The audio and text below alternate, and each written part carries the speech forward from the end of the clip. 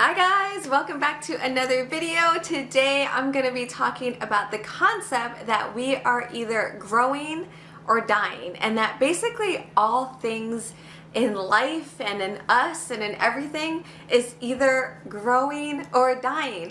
Or we could use the word evolving instead of growing, so evolving or dying, but or growing or dying. And hello, my name is Jamie. I am the J in JLOVES, where I share all the things that I love, because if I love it, maybe you'll love it too. And of course, sharing is caring. So yes, this concept is something, again, that is a little bit new to me in the last few years. It's not something I had really thought about in this way. And yeah, so I am going to actually share about 10 ways that proves that we're either growing or dying. Or I don't know if prove is the right word, but 10 concepts that explains this. And basically, you know, the only thing, if you see me, I'm just looking down at my notes. I don't have a teleprompter or anything quite yet. But the only thing that is constant is change, right? And this was a hard concept for me to really love until I went through these last few years, because in short, Tony Robbins talks about the 6 basic human needs, right? And I won't get into that in this video, but I will soon. And one of those basic needs that we all need is certainty. And when I talk about it, I'll talk about how people will prioritize what means the most to them, right? Or what they're trying to strive for. And for me in my life, and where I was at and where I was struggling with, was because of certainty. I had certainty at the top of my list because of things that I had gone through when I was a child, and as a young adult, I'd always been striving for certainty because I didn't have it growing up. And what will quickly you'll evolve to learn, or we all evolve to learn, is that if you have certainty towards the top of your list, you're probably going to be unhappy, because we're trying to fit things to be certain, and the only thing that is certain is that things are going to constantly be changing. So learning to love and embrace and understand that we all want change, and getting comfortable with being uncomfortable and letting life go and letting life flow is a big lesson, or at least it was for me. And so when you think about, you know, if I was always wanting to be certain, you know, the idea that things are always changing and that everything is either growing or dying was not a concept that was on my mind at all. But today I want to share 10 ideas of how or why, or concepts why. So the first is a simple thing regarding like plants and flowers, right? A plant or flower is either blossoming or it's in the process of probably dying, right? So there's never a time when things are just stagnant. It's not just nothing, right? Because if a plant or a flower is not getting the nutrients it needs, if it's not getting sun, water, care, whatever, then it's already starting that process of dying. So plants and flowers is number one, because remember, like, there's no stagnation. The act of not doing or not growing is actually usually always means the start and the continuation of dying. And so why this is important for us to know is for several reasons, and it's going to affect our everyday choices, or at least it is for me. This is something that's been a lot on my mind a lot. The second example is in relationships, right? So relationships not putting in the right nutrients that we need, right? Care, love, attention, support, time, whatever it is that two people or relationships need, whether it's whatever, family relationships, friendships, whatever, like there's gonna be some needs, right? And it's either growing, you're either growing together, or if no time, attention, or nutrients are being put into it, then it is probably dying, and they are probably, you know, separating and growing apart, right? My Uncle Buddy and his wife T have a fantastic relationship, and he just posted recently about how, you know, he's constantly falling in love with the new version of his wife, because both are constantly growing and the relationship is constantly growing. So relationships is number 2. Number 3, business. And this is really, really, really true with businesses. If you as a business or your business is not growing, evolving, innovating, your business is dying, because things are changing rapidly. Your clients' needs are changing rapidly. The world is changing rapidly. So your business is either evolving to that, or it's going to be dying. We see this a lot, right? And I will say that even if your business or a business has the most loyalist customers ever known to mankind, right? That for whatever reason you don't have to evolve and they're not going to go looking at other places, which is not true, right? If you're not meeting the expectations and the needs of today's times, which is ever changing, they're not going to have a choice but to keep going other places, right? But even if you had the most loyal client base, physically they're dying. We're going to be dying off, right? So you're going to always need to be growing your client base and things like that. So business is number 3. Number 4, Natalie came up with this: not doing work or not doing schoolwork. If you're not doing it and you're not growing or evolving or doing it in some action, it's probably just piling on and you're just going to be dying in the midst of all of it, right? This is a really good one that she also came up with, because I was trying to come up with 10, although now I have more than that. But number 5, she talked about electronics, and that is so true, right? Our electronic batteries and our computers that are plugged in, we're either charging it up or it's on its way dying. So number 5 is electronics. Number 6, home cleanliness, right? So it's a constant change, right? It's constantly dirty dishes, wash dishes, dirty dishes, wash dishes. This is a never-ending story.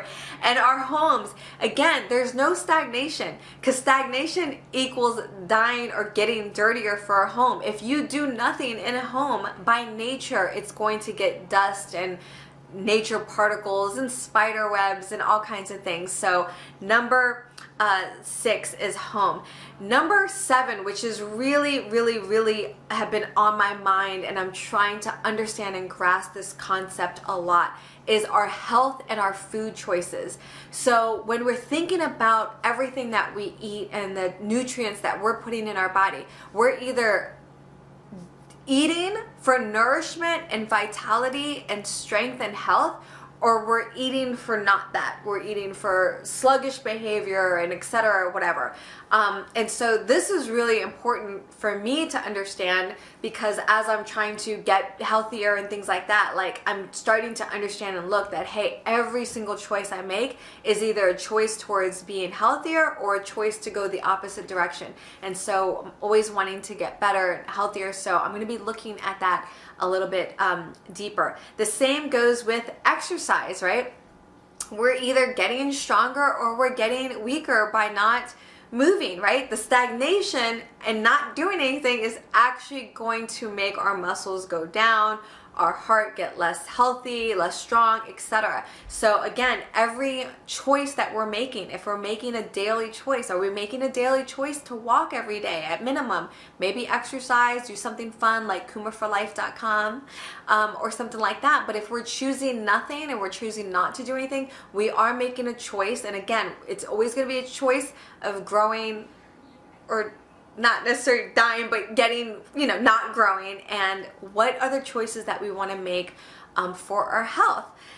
Okay, so number 9 is idea. So if you have an idea, whether it be a creative project or a business or an idea to cultivate a relationship or maybe a community or something, or an art piece, whatever that is, your idea is probably either getting fed and you're probably growing it and expanding it, or if you're not and you're kind of letting it go, it's probably fading away into the background more and more, and it hence will end up, dying, because all of the other new projects or ideas or thoughts that are coming into you are going to overshadow it. So number 9 is ideas. And last but not least, number 10 is I put self-understanding, love, courage, basically all of the emotions, the feelings and thoughts that we want to have for ourselves or with ourselves, we are either growing that every day, all the time, or it is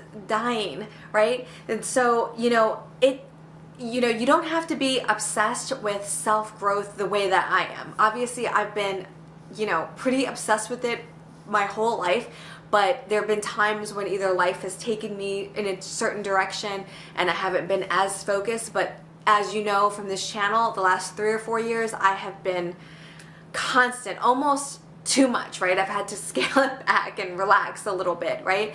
And let it kind of sink in and start doing more than learning, right? But I would say that even if you're not going to take it on that level and like growth, learn, you can do small things every day to grow love, courage, and joy for yourself. As something I've never done before, again, self-love was something that I've had to work on a lot these last few years, even though I didn't realize that was something that I needed to do. But it turns out I really needed a lot of work in that area. And if you're that way, I love you that you think to yourself, and I love life, and, just giving yourself like an emotional hug and a warmth and saying, you're, of course you're worthy, and you can, be as joyful as you want to be, an extra smile a day to yourself, an extra excitement in your day, an extra fun, an extra little joy, an extra little anything that brings you happiness, courage, whatever it is that you need or want or that you're hoping for in your life.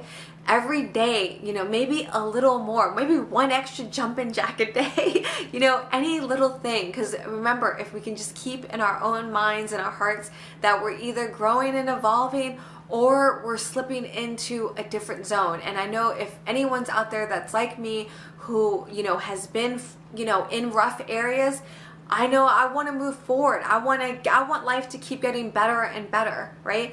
And so in order to do that, even in my little everyday choices, I'm going to be choosing to move forward, to grow, and to evolve. So I invite you to do the same.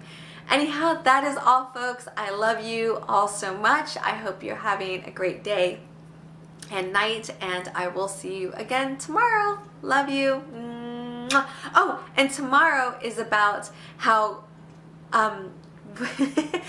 how growth equals happiness. Progress equals happiness. Sorry, I just blanked out. So please come back tomorrow. So we're going to talk about, always growing, not dying, and now tomorrow we're going to talk about how, yes, the concept of that progress equals happiness, because so many of us think that, like, if I get here or I get there, or I have this amount of money, or I have this kind of relationship, this kind of business, these are many clients, that then I'll be happy. And that's not true. And so when you learn and come back tomorrow, and we're going to talk about the really, really exciting subject, which is that progress equals happiness, which is super fascinating and amazing and fits in with today, because basically if you're progressing, that is going to equal happiness. So we'll talk about that tomorrow. All right, that's all. Love you. Bye. Mwah.